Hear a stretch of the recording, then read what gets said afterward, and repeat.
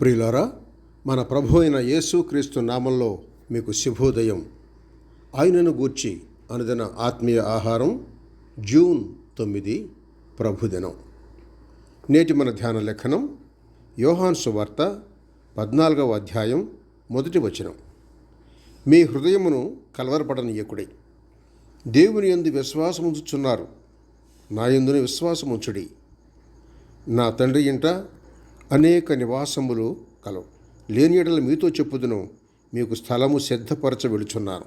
వ్యాఖ్యాన అంశం ఆయన జీవించుచున్నాడు గనుక. వ్యాఖ్యాన అంశం ఆయన జీవించుచున్నాడు గనుక. వ్యాఖ్యానం: ఇస్కరియోతు యూద ఆ ముక్క పుచ్చుకొని బయటికి పోయిన. అది రాత్రివేళ. మిగతా 11 మంది ఆ మేడగదిలో ఆయనతో కూడా ఉన్నారు. అప్పుడు ప్రభువు వారి స్థితిని ఎరిగిన వాడై వారి హృదయాలకు నిజమైన ఆదరణ కలగజేయగల మాటలు చెప్పాడు. ఈ చెడ్డ లోకంలో యాత్రికులుగా ఉన్న మనకు అవసరమైన ఆదరణ మన ప్రభు అనుగ్రహించాడు. తండ్రి పంపబోయే ఆదరణకర్తను గూర్చి కూడా ఆయన చెప్పాడు. పవిత్ర త్రిత్వంలోని 3వ వ్యక్తి అయిన పరిశుద్ధాత్మ మనతోనూ మనలోనూ ఎల్లప్పుడూ ఉండటానికి పంపబడి ఉన్నాడు. ప్రభువు రాకడను గూర్చి వాగ్దానం మనకుంది, అది నిశ్చయం. మిమ్మును అనాథనులుగా విడువను, మీ యొద్దకు మరలా వచ్చేదను. కొంతకాలమైన తరువాత లోకము ఇక నన్ను చూడదు, అయితే మీరు నన్ను చూస్తారు.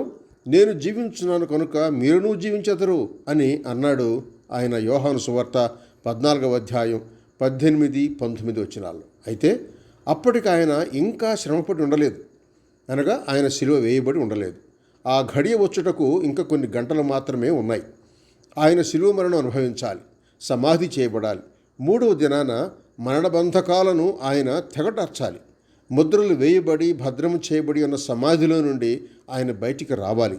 అట్లు ఆయన సమాధిని ఖాళీ చేయాలి. అదంతా అప్పుడు ఆయన ముందున్న దృశ్యం.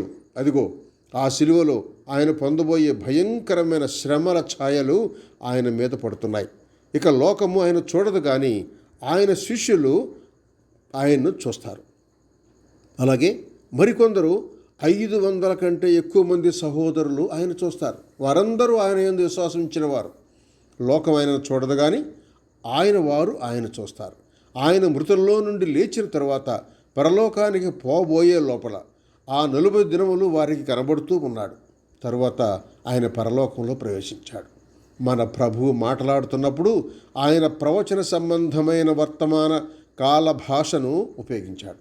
రాబో కాలంలో జరగబో సంభవాలను జరుగుతున్నట్లుగానే వాటిని గూర్చి ప్రభువు మాట్లాడాడు. అంటే ఆయన మాటల నెరవేర్పు అంత నిశ్చయం అన్నమాట.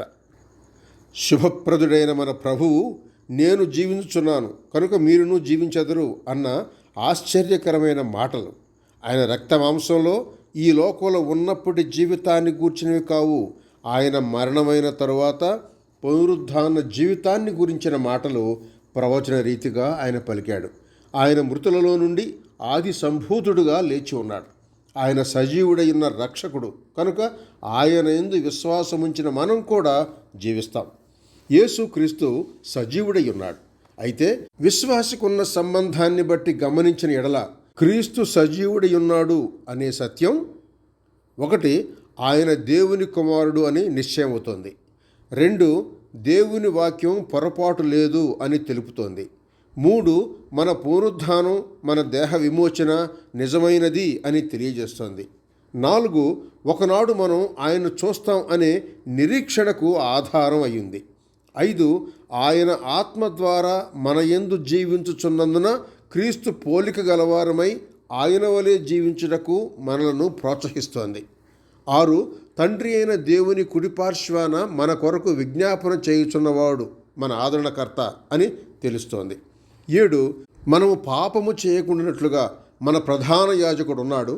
మనము పాపము చేసిన యెడల మన పాపములకు ప్రాయశ్చిత్తముగాను అడ్వకేటుగాను ఉన్నాడు అని మనకు తెలుస్తోంది. అవును, అక్కడ ఆ మహిమలో క్రీస్తు యేసు అను నరుడు మన ప్రధాన యాజకుడుగా ఉన్నాడు. ఆయన సమస్త విషయములలో మనవలే శోధింపబడినను పాపము లేనివాడుగా ఉండెను ఉన్నాడు. హెబ్రీ రాసిన పత్రిక 4:15 చూడండి. 1 కొరింథీ పత్రిక 10వ అధ్యాయం 13వ వచనంలో ఉన్నట్లు మనము సహింపగల దానికంటే ఎక్కువగా శోధింపబడనీయడు. మనము సమయోచితమైన కృప పొందినట్లు ఆయన దగ్గరకు పోగలిగి ఉన్నాం. ధైర్యంతో కృపాసనమునొద్దకు చేరుదము. సహోదరుడు ఎం. డేవిడ్సన్. శుభములతో వందనాలు.